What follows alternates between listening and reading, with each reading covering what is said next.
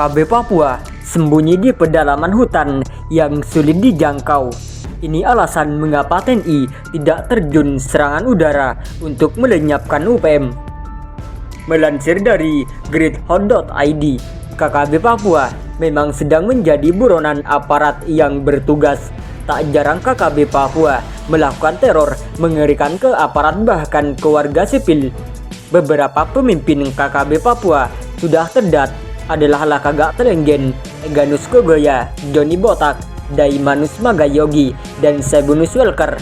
Dikutip Gridhot dari Tribun Palu, pihak TNI Polri sudah beberapa kali menemukan lokasi persembunyian mereka.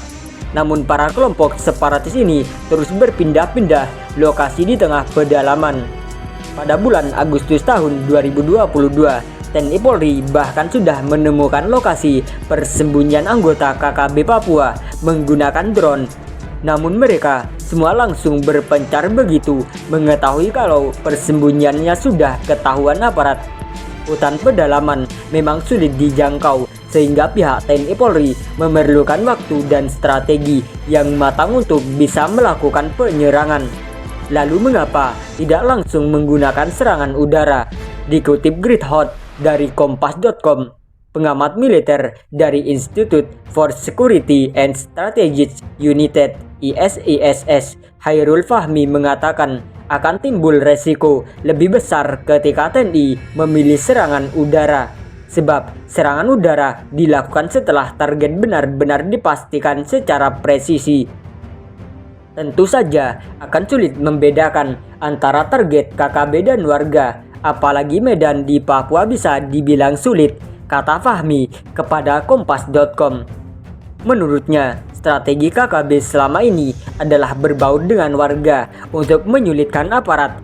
Karena itu TNI sangat berhati-hati dalam mengambil satu tindakan, tak terkecuali serangan udara.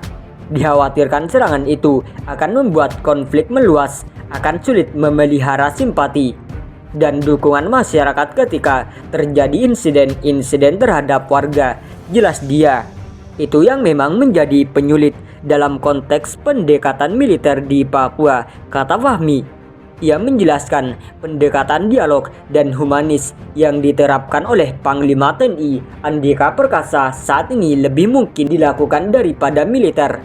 Sebab pendekatan militer terbukti tidak mampu menghentikan aktivitas KKB di Papua. Hanya saja pendekatan ini semestinya juga dilakukan oleh sejumlah pihak lainnya selain TNI dan Polri. Mestinya leading sektornya bukan TNI atau Polri, mereka hanya melakukan dukungan keamanan dalam upaya damai, ujarnya.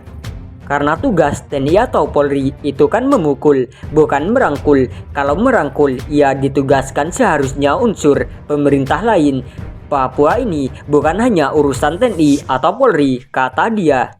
Artinya, perubahan pendekatan itu juga harus disertai dengan pergantian leading sektor.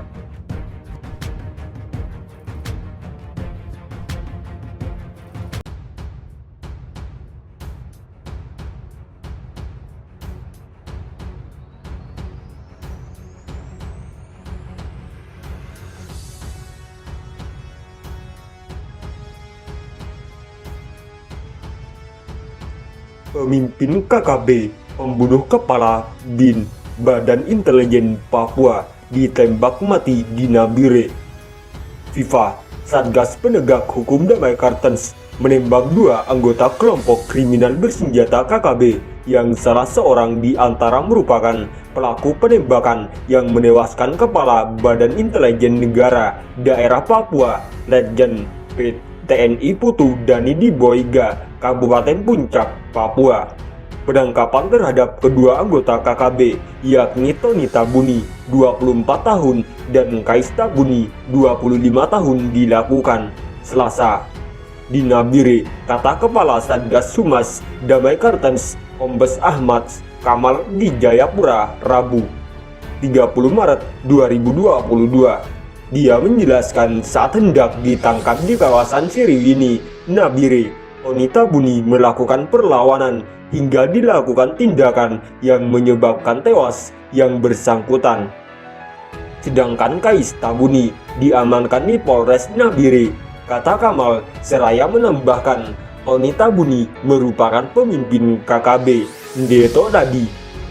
Aparat mencatat 9 aksi kekerasan, di antaranya yang melibatkan Tony Tabuni, yakni pencurian dengan kekerasan terhadap personel Pospol 99 Ndeto tadi pada 15 Mei 2020 yang mengakibatkan Bribtu Christian Paling mengalami luka bacok di kepala dan di tubuh serta merampas senjata organik Pospol sebanyak 3 pucuk, SS1 sebanyak 2 pucuk, dan AK-47 sebanyak 1 pucuk. Terlibat aksi penembakan terhadap Kepala Badan Intelijen Negara Daerah Papua pada 25 April 2021 yang menewaskan I Gustu Putu Dani Nugroho di distrik Boiga, Kabupaten Puncak. Tony juga terlibat penembakan terhadap petugas Satgas COVID-19 di Kabupaten Intan Jaya pada 22 Mei 2020 hingga menyebabkan Ale Malik, Bagau, dan Heniko Saumau meninggal. Pada 29 Mei 2020 terlibat penembakan terhadap masyarakat hingga menewaskan Yunus Sani di perbatasan Intan Jaya, Peniai. Penodongan terhadap masyarakat di area tambang rakyat lokasi Dulung 45, kata Kamal. Dia menambahkan, Tony juga terlibat pembakaran di Bandara Bilotrai, Intan Jaya pada 29 Oktober 2021 dan terlibat kontak tembak dengan tim gabungan TNI Polri di Sugapa, Intan Jaya pada 5 November 2021 yang menewaskan anggota KKB OCB Lau. Tony Tabuni juga ikut dalam aksi kontak tembak antara KKB Ilaga dengan Paskas di Bandara Aminggaru pada 19 Februari 2022 hingga melukai Praka Firman Hermansyah.